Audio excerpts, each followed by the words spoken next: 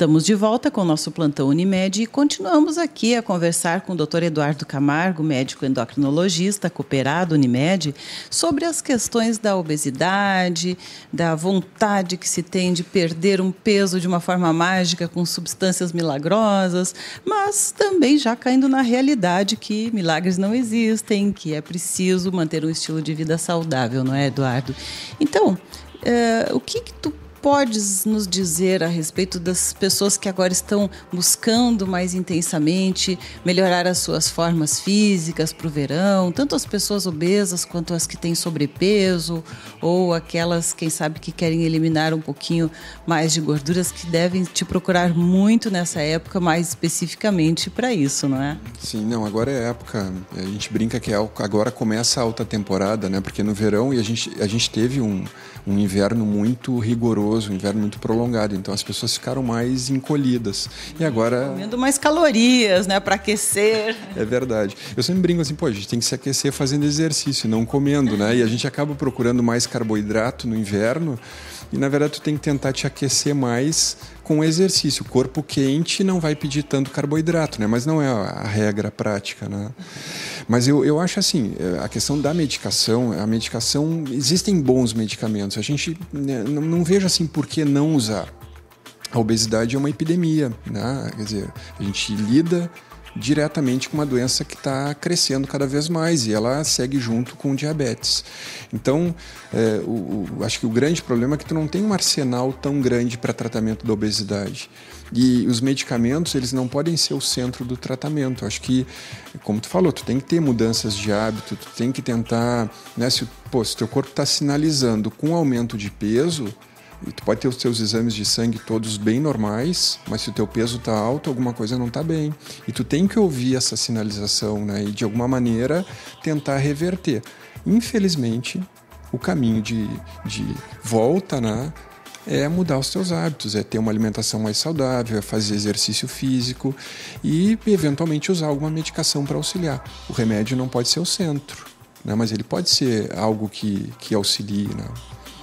Com a mudança metabólica, especialmente que existe no nosso organismo, com o passar do tempo, né, com o aumento da idade, as pessoas às vezes não se dão conta que, por causa desse processo que muda com o envelhecimento, elas vão adquirindo peso. E quando se dão conta, lá na balança já tem 5, 10, 15 quilos a mais, assim num piscar de olhos. E a pessoa não entende, porque ela continua fazendo as mesmas coisas, comendo as mesmas coisas. Mas com o tempo há uma mudança e precisa haver uma adaptação, não é, Eduardo, para que se mantenha o próprio peso e a saúde. Eu acho que essa é uma luta diária, assim, a gente eu trabalho com isso o dia inteiro, não é fácil tu reduzir peso e ao mesmo tempo, eu acho ali da faixa dos 25 anos até os 35, a gente está ganhando espaço profissional, está construindo família, então às vezes tu acaba, por causa dessa rotina, deixando de lado a questão da alimentação, do exercício físico, né? E o peso ele vem, o tempo ele é implacável, né? Agora, nada que eu não possa reverter, só que eu vou ter que trabalhar para isso. Eu acho que um ponto importante é tu tentar manter uma boa qualidade de vida e preservar a tua massa muscular, tanto para homem quanto para mulher, né? O homem tem muito mais massa muscular, tem um metabolismo mais acelerado, às vezes perde peso com mais rapidez por isso. Então a grande batalha ao longo dos anos que vão passando é tu conseguir preservar a tua massa muscular e não existe outra maneira senão com atividade física. Então a gente, claro, centraliza muito na dieta, porque os hábitos alimentares eles vão resultar em ganho de peso, né, se eles não forem adequados, mas ao mesmo tempo, por outro lado, tu tem que tentar fazer atividade física cotidiana. Isso vai resultar num peso adequado, né, em exames normais, né, numa boa qualidade de vida. Okay. Bem, Eduardo, e quanto ao câncer de tireoide que tu falaste, no início do nosso programa, né? Como está isso? Porque parece que nos últimos tempos as pessoas vêm apresentando, cada vez eu vejo, pelo menos também no próprio consultório, que não é de endocrinologia, né? Clínica geral, geriatria, mas que se detecta nos exames de rotina, muitas vezes, vários nódulos e muitas pessoas com esse tipo de problema que há uns anos atrás não se via. Tu tens, assim, alguma ideia do que possa estar causando isto? Não, o que se tem, assim, realmente, o diagnóstico de nódulos e câncer de tireoide, ele tem sido mais frequente, isso numa escala mundial, né? Não se sabe se isso é relacionado ao diagnóstico precoce, porque se faz mais ecografia, as pessoas têm mais acesso a exame e, portanto, se faz o diagnóstico mais cedo, ou se algum estímulo, aí entram os estímulos ambientais, né, de conservantes, alimentos, enfim, nosso organismo está muito suscetível a esse tipo de estímulo, né, do que a gente come, do que a gente ingere, do que a gente faz na nossa rotina diária, que talvez possam gerar mais nódulos, possam gerar mais risco de câncer de tireoide. Então, até assim, para salientar, esse medicamento usado para emagrecimento, esse novo, né, que é a liraglutida, ele não é que ele cause câncer, ele não causa câncer, ele não causa câncer de tireoide, não existe isso. Mas a gente deu o exemplo que existem relatos, né, na fase de pesquisa que podem estar associados ao uso do medicamento, né, que precisam, ao longo do tempo, ser comprovados. Eu acho que assim, o surgimento do câncer tireoide, ele está mais associado ao diagnóstico que a gente tem feito mais precoce, né? Tem cada vez diagnosticado mais. Okay. Eduardo, e esses suplementos vitamínicos que são muito usados nas academias, a base de creatina e várias outras substâncias, o que tu nos conta a respeito disso? Isso é outro assunto muito pertinente para a época também, a época de suplementar a academia, né? As academias ficam abandonadas no inverno, agora elas começam a ficar povoadas, super povoadas.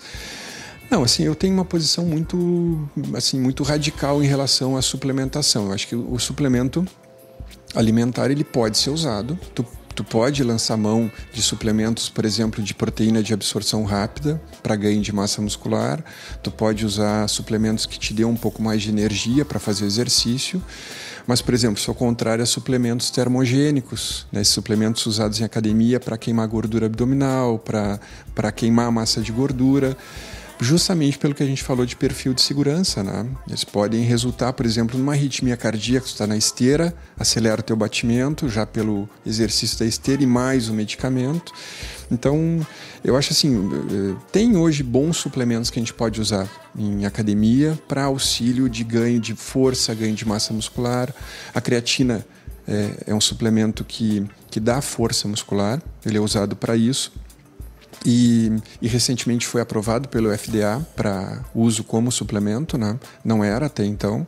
Então é seguro desde que tu saiba usar as dosagens corretas. Lembrar que, por exemplo, um suplemento rico em proteína, se usado em excesso, esses suplementos eles podem induzir intolerância à lactose, diarreia crônica, pode induzir insuficiência renal pelo excesso de proteína.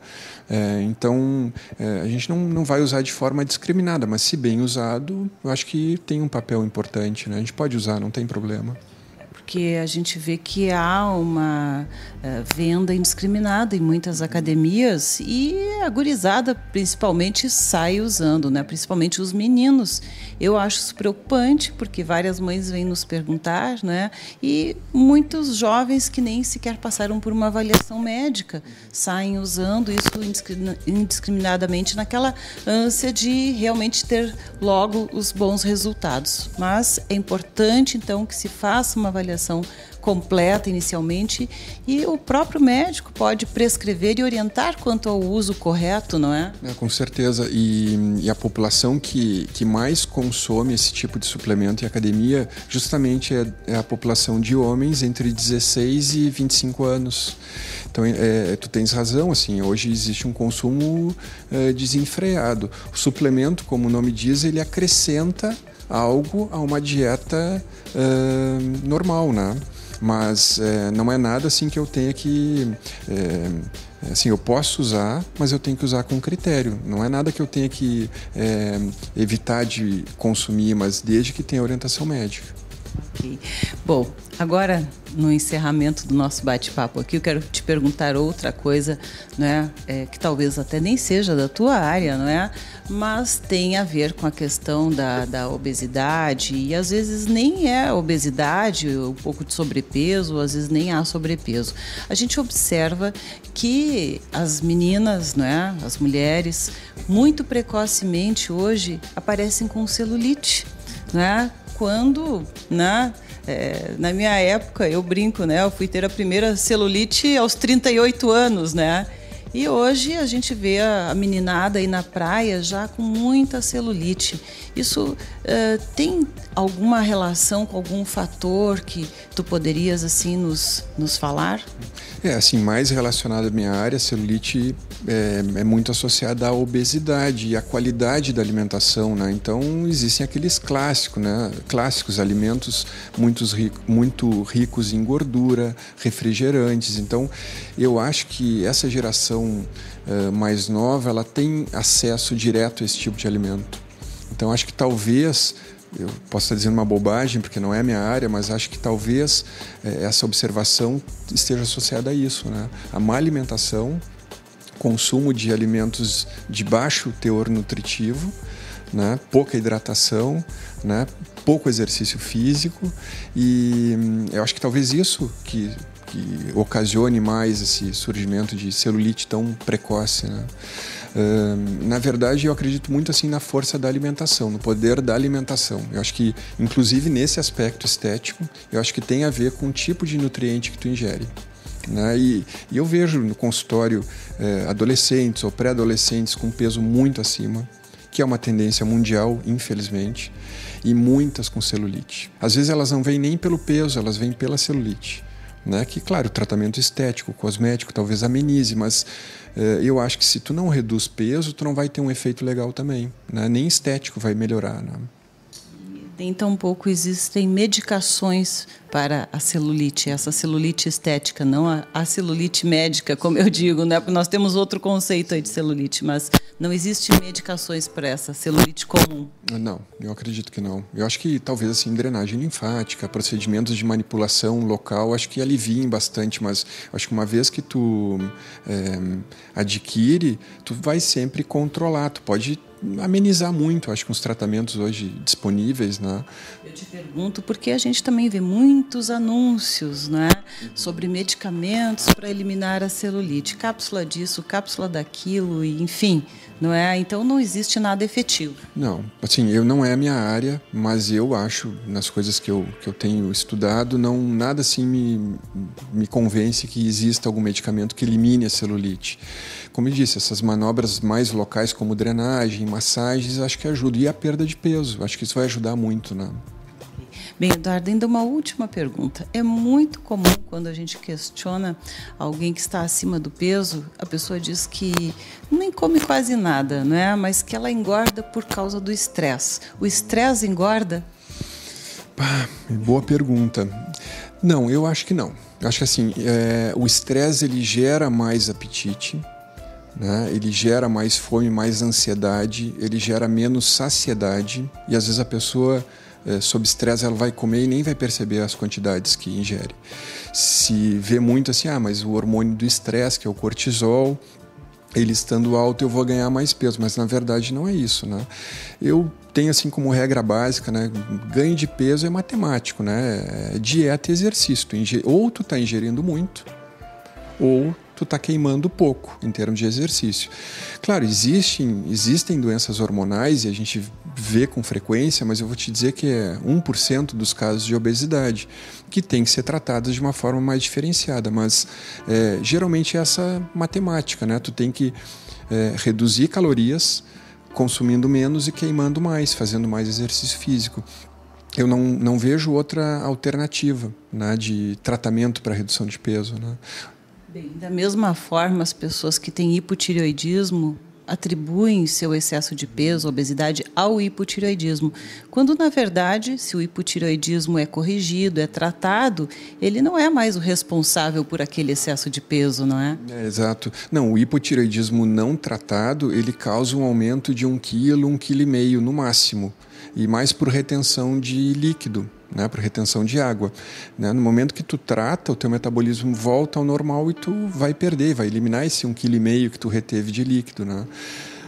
Agora há pouco, não faz muito tempo aí, né? O jogador famoso aí, o Ronaldinho, que apareceu muito acima do seu peso, né? Atribuiu ao hipotireoidismo todo o excesso de peso. Então, não é bem assim. Não, não é. O que acontece, às vezes a pessoa ela ganha muito peso por sedentarismo, por má alimentação, e se ela tem hipotireoidismo não controlado, como tu salientaste, ela vai ter dificuldade para perder peso. Isso sim, isso é verdade. Né? Quer dizer, eu tenho hipotireoidismo, não estou na dose controlada do medicamento, eu vou ter uma dificuldade para reduzir peso. Agora, ganhar um peso excessivo, assim, 10 quilos, 15 quilos, deve ser minha tireoide? Não, certamente não é. Não. É uma desregulação aí da balança, né? Entre ingesta de calorias e o gasto, a queima das mesmas. Bem, então tá aí, né, pessoal? A gente aumenta de peso porque come, não é? É a comida que engorda e não essas outras coisas. Bom, não resta a nós, né, outra alternativa senão, né, arregaçar as mangas, suar a camiseta e fechar a boca aí se quiser chegar no verão em forma, né, Eduardo? É verdade. Eu acho que tem... Agora é uma época boa para tu fazer exercício, tá mais agradável, caminhar. Eu acho que agora é época legal para isso também. Os profissionais aí, não é? Para orientar quanto à alimentação, medicações que se podem usar para auxiliar, né? Está tudo aí. E a nossa Unimed, Vale dos Sinos, conta com mais de 400 médicos cooperados que podem lhe auxiliar a ter mais saúde. E assim a gente vai agradecendo então ao Dr. Eduardo Camargo, que esteve conosco mais uma vez, trazendo todas essas informações preciosas. Muito obrigada, Eduardo. Então, Eliane, eu que te agradeço. Obrigado mais uma vez. Verbo.